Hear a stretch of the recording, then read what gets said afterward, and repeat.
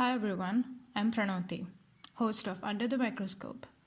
This series is brought to you by the Real Scientists Nano team.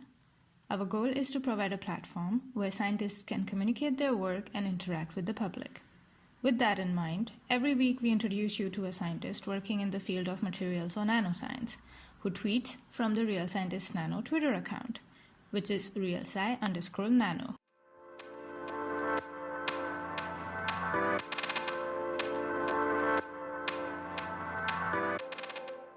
Hi everyone, I'm Pranoti. I am your host of Under the Microscope podcast series, and today we have with us Alexandra Brumberg, who is a postdoctoral researcher at the University of California, Berkeley. Hi Alexandra, how are you? Hi, Pranati. I'm good. How are you? I'm good. After recording the short podcast, I'm really excited to speak with you, take a deeper dive in this longer podcast and extended conversation with you. So let's start by understanding your career so far. So how did you end up at Berkeley as a postdoc? Please tell us. Okay, so how did I end up as a postdoc at Berkeley? Was the question. Mm-hmm. Yeah, so actually, I guess I have not that uncommon of a situation in academia anymore, but my husband and I are both researchers, and so when we were applying for postdocs, we were trying to get a position together, and so we both applied for postdoctoral fellowships together. And he actually ended up landing one at the University of California. So he's a Miller Fellow here. And I had also applied and kind of expressed my interest at working with Ting Shu. So I had expressed my interest in working with Ting Shu and written some fellowship applications with her. And even though those didn't end up panning out, she was still willing to hire me. And so both me and my husband were able to come to Berkeley together. That sounds amazing. Wow. It does. You're really lucky that it worked out very well for both of you, because oftentimes it's either one of the partners gets a position and the other one has to wait a few months or so, or sometimes doesn't even get one. But I guess in Berkeley, considering, well, if I may ask, your husband, which area is he working in? So he did his PhD in chemical engineering, and like me, he's also now doing a postdoc in materials science. Okay. So we kind of have somewhat similar interests, but like not really, because he's a computational chemist.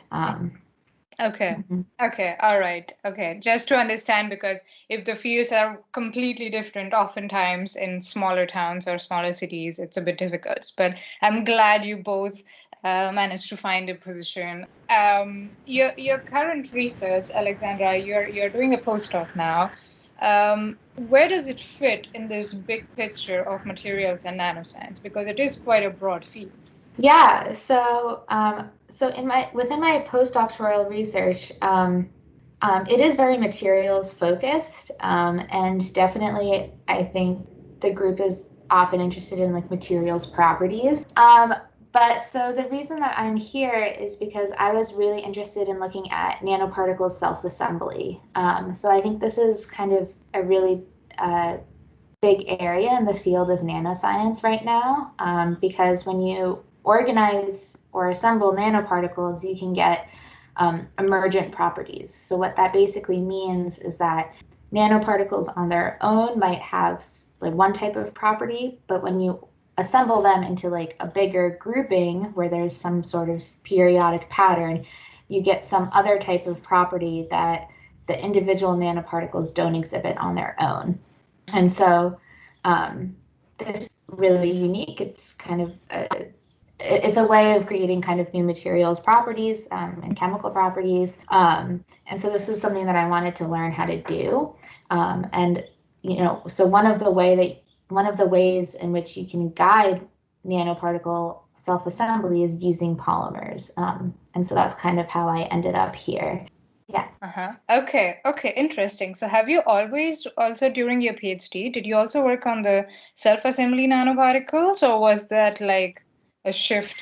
No, so it was a really big shift. Yeah. So in my PhD, I really did very little work with nanoparticles. So we were a spectroscopy lab. So I was really just measuring the nanoparticle properties. And like I said, it was more focused on electronic properties rather than structural properties.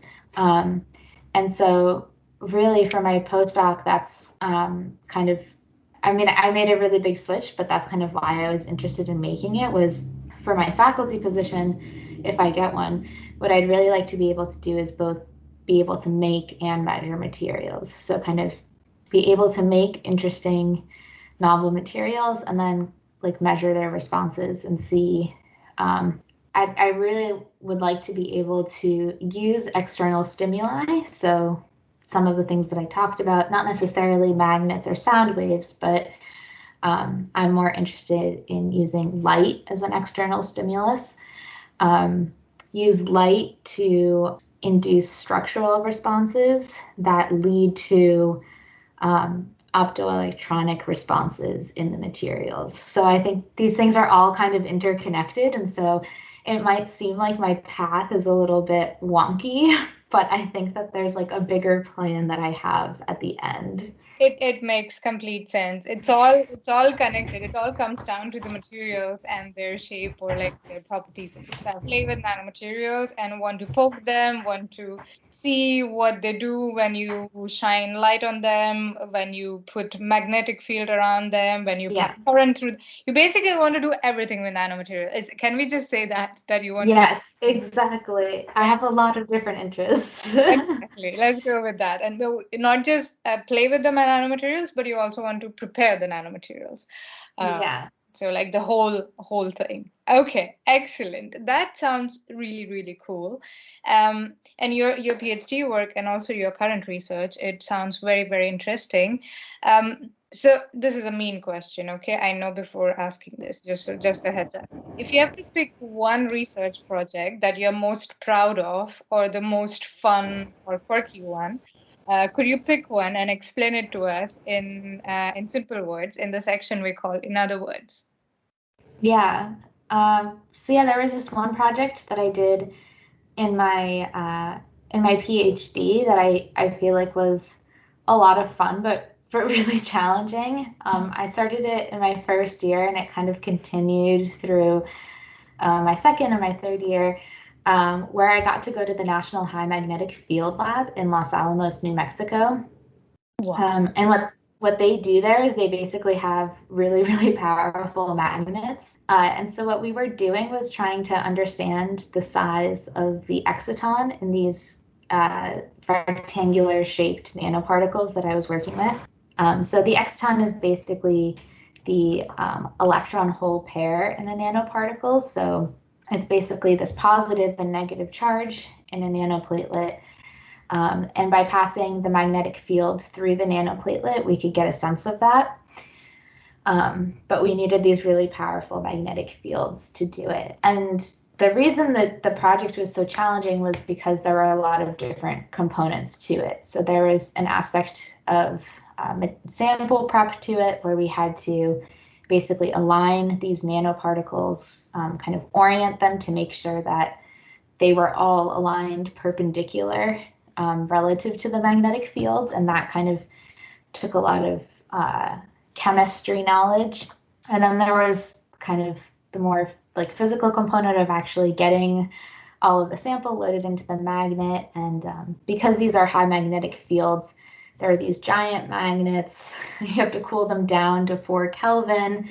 It sounds like a gun when it goes off. Like it's just, I mean, there are these really cool user facilities, but it was a kind of a very stressful environment to be in because you have, 1 week to go out there and get your experiment done. And then you're doing all of your data processing on the fly. So I had to kind of code a script up in MATLAB to make sure that all of our data processing was getting done as we were doing all of these other things as well. And then when we actually got back to Northwestern, actually figuring out what was going on required kind of learning a bunch of physics that I wasn't really familiar with. So this project was kind of at the intersection of like chemistry and physics and material science. So I really felt like it was, at the edge of all of these different fields. And as a result, I kind of felt like I wasn't good at any of them. Oh, no. But when it was like finally published, I really felt like it was a really cool piece of work because it combined all of these different aspects. And so it's something that I'm really proud of as a result of that. That sounds amazing. And yes, it is very, very, it's like beam time, right? It's very, very stressful.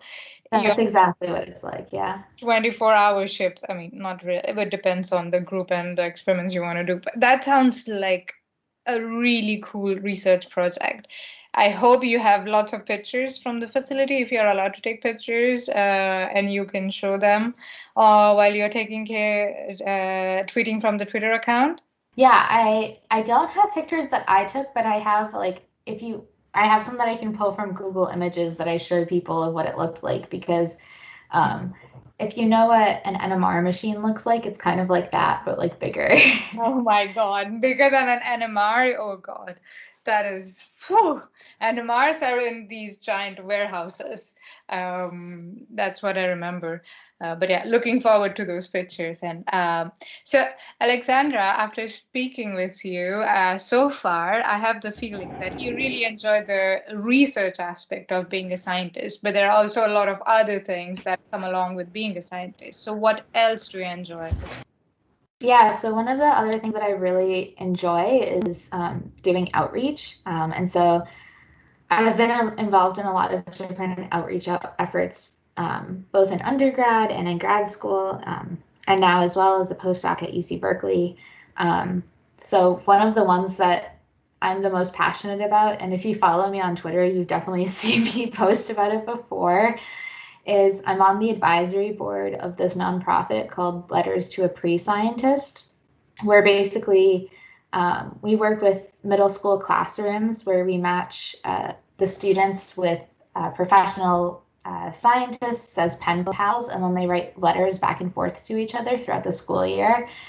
And I feel like it's a really effective program because oftentimes when you do science outreach, it's like you go to a classroom and you do some sort of science demo and then you kind of just leave and you never see the students again. And so it's kind of this one-time thing. But with Letters to a Pre-Scientist, you get this interaction that lasts like a full school year. And so you really get to work with the students more long-term, and it's really individualized, right? So like each kid gets matched with a scientist who's chosen specifically for their interests, right? So it's like we match someone who likes video games with someone else who likes video games, and then they get really excited to talk about video games because they didn't know that scientists like to play video games too. So I've really enjoyed being a part of this outreach organization. I've been on the advisory board for 4 years now. And yeah, I mean, it's just been something that's been really fulfilling, and it's been really awesome also to like watch the program grow. So I started when I think it was only working in like 12 different classrooms, and next year we're going to be working in 50 classrooms. Oh, that sounds so cool. Oh my God, I would have loved to write letters with a scientist when I was a kid. Yeah. That sounds amazing. And ask all kinds of questions, because in my head, I remember scientists when I was growing up, scientists were like, oh my God, they know everything. They know everything. They know how to code. They know how to do blood tests, like everything, in the movies, and these really cool scientists, and they can make a robot and they can make everything. That's like one of the goals of the program is to humanize scientists and like help these kids realize that like, we're just people too. And like, on the one hand, like we are really cool because like we do know a lot, but we also don't know everything. And so like, it's okay for them to feel like, they don't have to feel like they have to know everything in order to become a scientist because like we don't know everything either. And so I feel like that's really important because otherwise it can feel like it's, impossible to become a scientist, but actually like no, it's possible, and like if you have this interest then you can go ahead and do it. Yeah, Absolutely, absolutely. So, Alexandra, if you were to start out today, like speaking of kids and everything, if you were to start your scientist journey today, what advice would you give yourself, or what advice would you give to scientists who are starting out today? Yeah, so the advice I do give people all the time is that um, it's really important to make sure that the advisor that you choose is someone that you really connect with. So I think often, when graduate students are choosing their lab, they're really focused on making sure to find like the perfect research fit. Um, and I definitely think that like research is important to think about. But the thing that I like to point out is that I think like we're in science because we're already curious about things, and like as long as you're not going to join a lab that's like totally the opposite of what you would want to do, right? So like if you're a physical chemist, like you're not going to join an organic synthesis lab, right? But like as long as you're looking in like roughly an area that you're interested in, chances are you're going to be able to work on the science that is present in a bunch of different labs. But I think my experience has been, and I think this is true for a lot of people, it's really hard to kind of force a connection with somebody that isn't a good mentor or that you don't really connect with naturally. Um, Versus, it's, I think, really easy to fall in love with a lot of different types of science. Like, we're naturally curious people, and like, that's what we're in science for. And so I think that um, there I think that like there should be a lot more focus placed on like making sure that you find a good fit for you in terms of an advisor and a research group rather than finding like that perfect research question. And I was like really lucky in my undergraduate. I kind of like ended up in the right lab by chance. But for graduate school, like that's exactly what I did. I kind of chose my lab purely based on my advisor. And I think it really worked out for me. I had a really good fit with my advisor, and I knew that the way that he mentored and that the way that he kind of gave us a lot of projects was exactly like how I liked to do science. And that made my graduate experience a lot more enjoyable than a lot of my other peers. Mm-hmm. Yeah, very, very, very sound pieces of advice there. That sounds really good, and thank you very much for sharing that. Um, Alexandra, it sounds to me that your research experience so far has been wonderful, and I hope it will continue to be wonderful in the future as well. However, if you had three wishes to improve your research experience, what would you ask for? And I'm not promising anything here, okay? Yeah. Well, yeah, I think my postdoc research experience hasn't been necessarily as positive. I think in part because I made such a big switch. Um, and I think maybe I made like too big of a switch. But yeah, so right now I'm actually looking for a new postdoc position. So I kind of had I'll have like 1 year in this research lab, but then after that, like I'll be switching. And so I'm hopeful that like I'll be able to find a new lab that will work out really well, and that there will be kind of as good a research fit as I had for my grad work.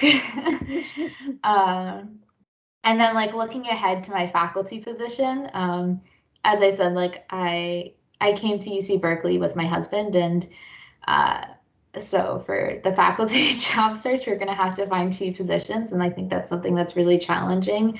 Um, there's obviously success stories, but there's also a lot of stories of people who didn't necessarily have the easiest time going through it. Mm-hmm. So that's something that's I think really stressful and has been really nerve-wracking and on our minds a lot lately. So I think if we could just be guaranteed a dual hire, that would be amazing.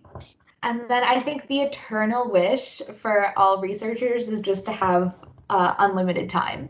If I could just get everything done perfectly and yeah, just not have to sacrifice anything for anything else, that would be great. That is absolutely. I completely agree with you there. And all three actually are realistic wishes, including I would say the third one, which is more time. Yeah, Um, yeah, absolutely. yeah, they are quite realistic. I hope you get you find a postdoc position or a faculty position that you want. I hope you get one, and I hope your husband also gets a position if it is somewhere not in Berkeley, not in California or so, not nearby, basically. I really hope that happens. And hopefully, then we can have you on the podcast again when you're in your new role. That would be awesome. I have really enjoyed our conversation, get to know you, get to know your research. But before I let you go, I have one last question for you, Alexandra, and that is, what are your learnings from this different era, the new era that we are living in, which kick-started at the beginning of 2020? Yeah, I I tried to think of a good answer for this, and I didn't really have one aside from just wearing a mask. Yeah, definitely don't go into work when you're sick. But yeah, I guess more seriously, I think it has shown us that, you can take time off to relax if you need to. I was always surprised by that, I think, when I was a kid, that like, you can get sick and take a few days off and like the world doesn't stop. And I think that that's something that like we can keep in mind as researchers, that like if you are feeling overwhelmed or if you get sick, like you are allowed to take a day or two off and it'll be okay. Yeah. Yeah, that's a very good point, and I think we should remember that, even if it seems like we're at the end of the pandemic, but for other health, any kind of illnesses, physical or mental, I think we should definitely remember that the world does not stop. It did stop, the whole world stopped, and then That is true. yeah, well, thank you very much, Alexandra. As I said, this has been lovely, and looking forward to having you on Real Scientist Nano. Yeah, I'm looking forward to it as well.